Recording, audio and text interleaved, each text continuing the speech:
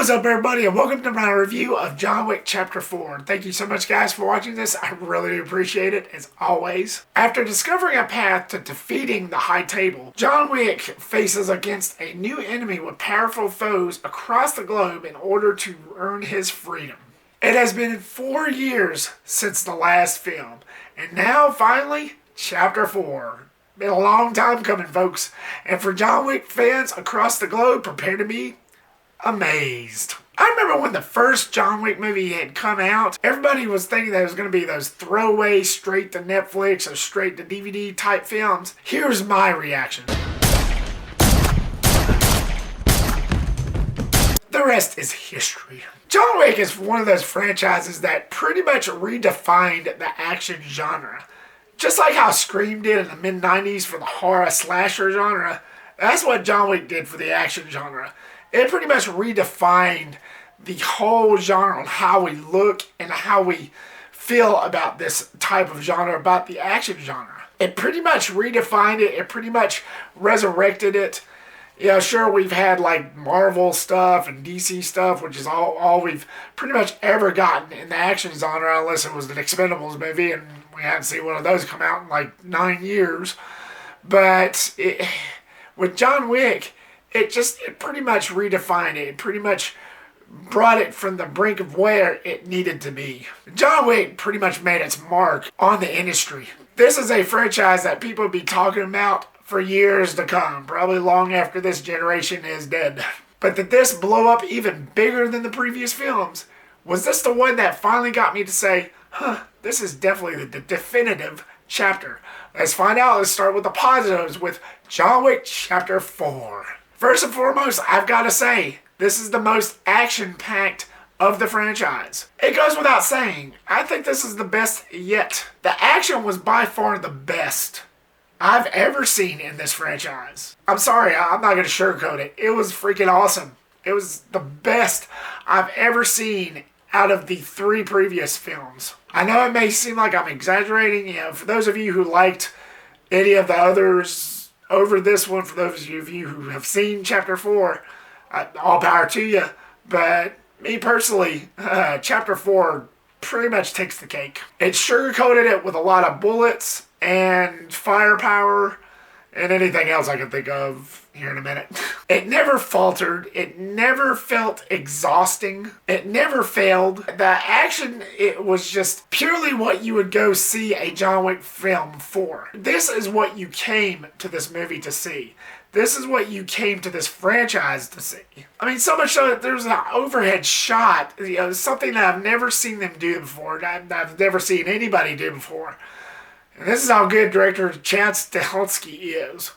I don't know if this was his idea or his DP, but there's this overhead shot to where you could see everything going on. It's kind of like a video game shot. It's like a straight down shot to where the camera would like pan like this and then go over and then go to the side.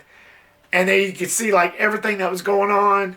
John Wick, capping bodies and shooting people and people like flying up in the air for like getting tossed around and stuff. Man, as soon as that scene happened, I was like, damn, this is definitely new.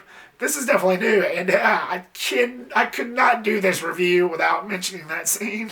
That was epic within itself. I mean, the action was just pure gold. So much so that I had to pee for like the last hour of this film. But I did not succumb. I did not give in. I was not even considering on succumbing to the pain that I was feeling, because that's how kick-ass the action was. You cannot miss a single moment. That's how badass it was. I mean, was that good for me doing that? No. But if my kidneys failed, worth it. Obviously they didn't, because I'm still here. Just saying. Because of all the action and how well it was written, and this was kind of a worry spot for me. This was kind of a little bit of a tick for me, but this is the longest chapter in this franchise. It's nearly 3 hours long. Before it, these movies was just cut and dry. It was just fast-paced, and there's nothing Shakespearean about it. You don't go to a John Wick movie to see something Shakespeare or anything. It's just about a dude that walks into a room full of people, and they drop dead. End of stories. So when I heard that the runtime for Chapter 4 was nearly 3 hours, that worried me a little. But thankfully, it was not an issue. I didn't even notice the time. Because the way the action scenes was, I didn't even notice it. It felt like it was an hour and 30 minutes. The last time I felt like this was another movie, Transformers Age of Extinction, which is about the same length as this movie was. That's the last time I actually felt like that. I did not feel the time at all, because that's how good the movie was. I did not feel the time. Before I knew it, it was done. I was like, are we already done? Damn, I kind of wanted more. I swear that's how I felt. I wanted more. Before I knew it, it was done with, and damn. That went by fast for a nearly 3-hour movie. And that's saying a lot. That's saying plenty. It didn't feel exhausting. Now, that's another thing that I know people was worried about. Now, I kind of was too. But it didn't really feel exhausting. Now, I've got to compare this to 3 because, and I can't remember what I said in the review because I know I reviewed all 3 of them 4 years ago, back when the 3rd one had come out. But after watching the 3rd one, after its release a few times, it did feel a little bit overbearing, a little exhausting. But ironically, seeing how this movie was nearly 3 hours, about 40, 50 minutes longer than that last one, this one actually didn't, feel as exhausting as the 3rd one did. The 3rd one's action scenes, it kind of got a little tedious. But with Chapter 4, nope, not at all. I mean, walking into this, or rolling into this, I was thinking to myself, is this going to be exhausting? Is this going to be boring? A nearly 3-hour John Wick movie. I hope they don't screw the pooch. But luckily for us, or for me anyway, they didn't. And mostly that has to do with the narrative. Now, again, comparing to 3 narratively, it didn't really give you that much. A lot of things happened in that movie that really didn't make sense. Now, granted, the same mistakes kind of slither in here a little bit, but not as much. It wasn't as in your face as 3 was. Narratively, for Chapter 4, it gives you a little more. And it gives you a little more of a reason why the characters in this movie was doing what they were doing, particularly John Wick, of course. It's exactly what it needed to be, and because of the nearly 3-hour run time, I think that's what it needed, especially for a supposed final entry of this franchise. Chapter 4, to me, it felt like it had more of a purpose for what it was trying to tell you than 3. 3 felt a little veered and swayed. But with Chapter 4, they kind of made up for it for that particular reason alone. 4 pretty much outshines 3 because of its ambition and its self-worth alone. And that has a lot to do with the cast. Of course, returning as Keanu Reeves, one of the most underrated actors in Hollywood.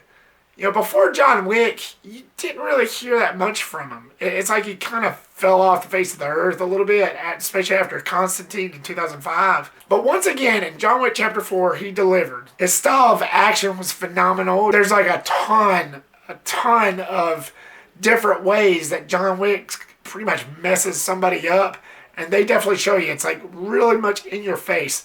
And just when you think you've seen it all in the first 3, they surprise you with something else. It's like, oh, yeah, we haven't seen that before. Damn.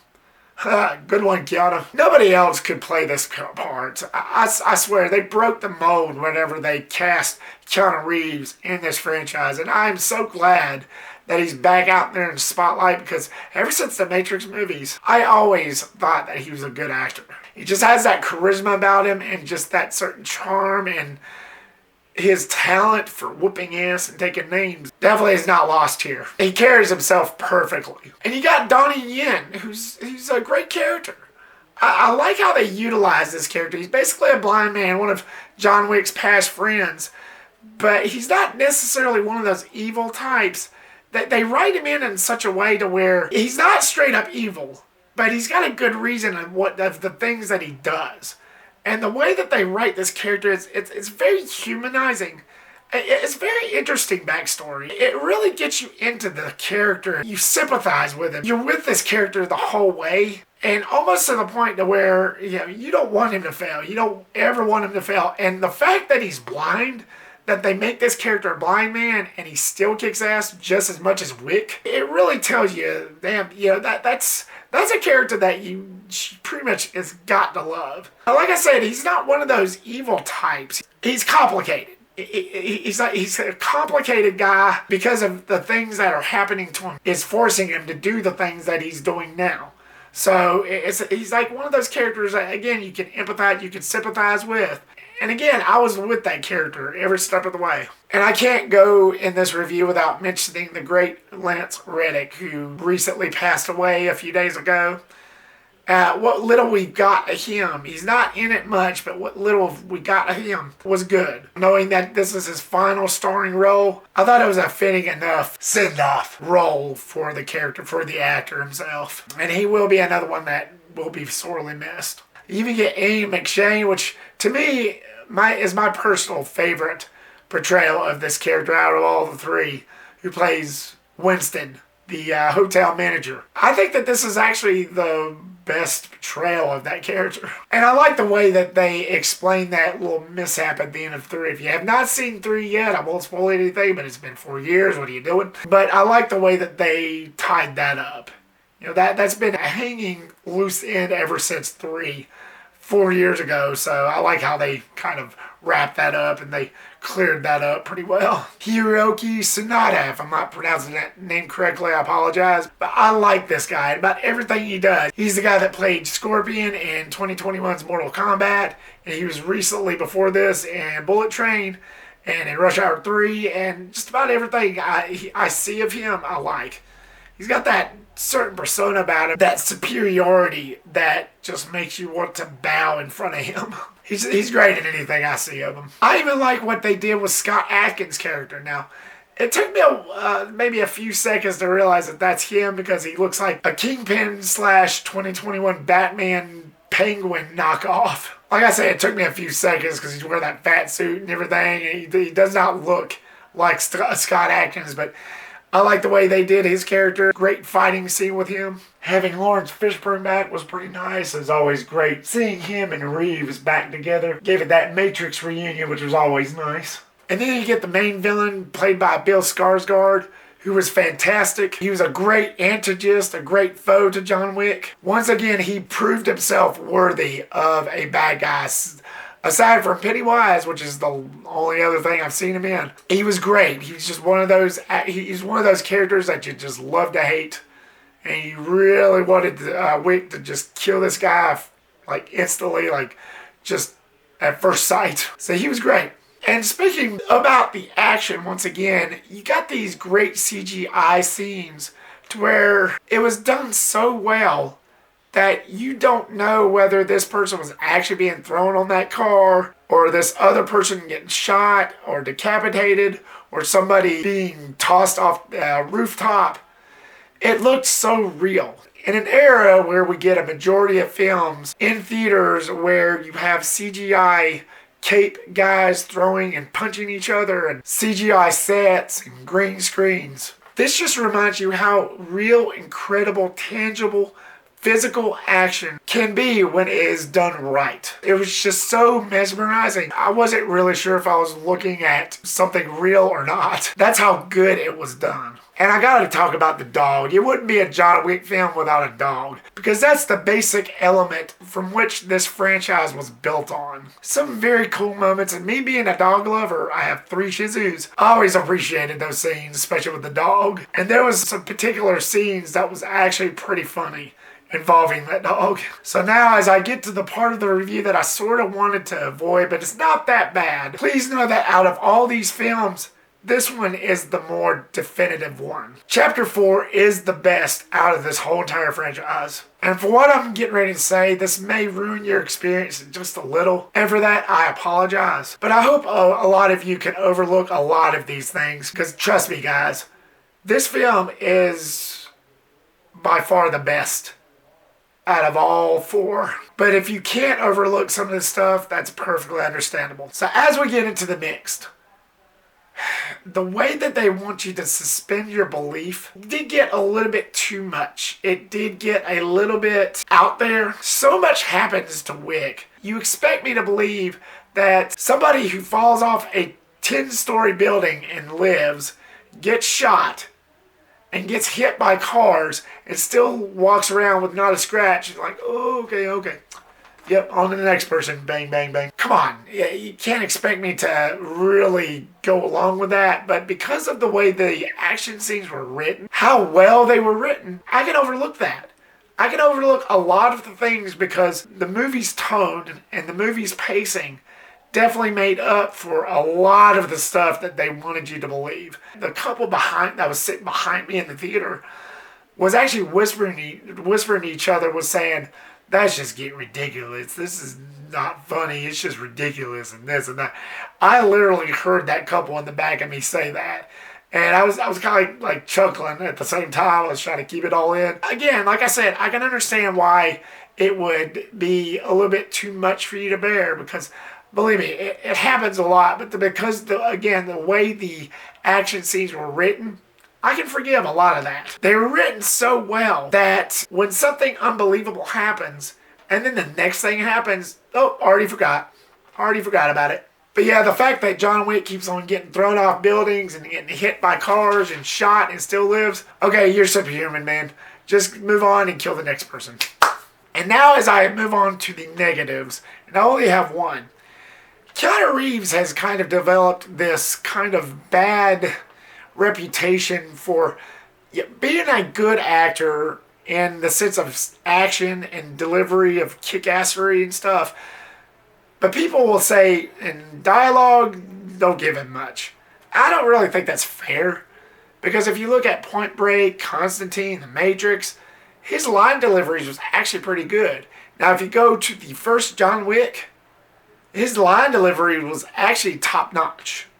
And this is a trend I've seen in this franchise, which is kind of a shame. I still like the franchise. I'm not downing it because of this.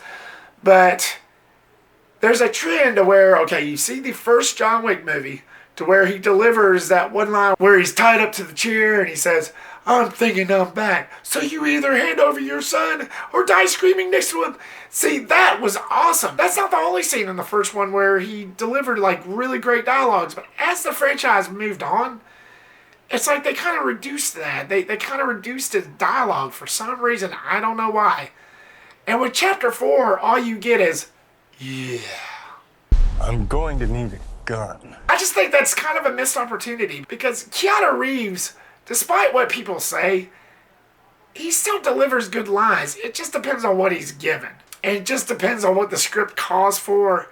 Now, if only they'd have gave him more, great delivery lines and just epicness that the first one had, I think that would have been more tangible and more reasonable, especially for this final entry. Especially with this being a final entry, which everybody knows, Keanu Reeves already stated that they're going to give this character a rest for a while. I just think that was a little bit of a missed opportunity, just the way he delivered his dialogue, and like throughout most of the time, there would be somebody else doing a lot of talking, and then Keanu Reeves going like this, yeah. They just could have done that a little better, made him go all out. But again, awesome on the action, bro. Despite all of that, I have no problems with this film. This is going to get a good rating, spoiler alert. But despite any of that, any what I just said, the mixed and the negatives, I love this movie. I truly do think that this is the definitive chapter of this whole entire franchise. And for a final chapter, it was well executed, a definite blast, and definitely deserves to be on a pedestal. John Wick Chapter 4, what was your thoughts on it? Have you seen it yet? Are you a fan? Did you think that this was the definitive chapter like moi? Did you find this to be the best out of all of them? Or was this another bullet to the head? Leave me a comment down below and give me your thoughts. Thank you so much, guys, for watching this. I really do appreciate it. Like, subscribe, comment, and share the big 4. And make sure to click that bell icon so you don't miss a thing, as always. And I will see you on the next one. Peace.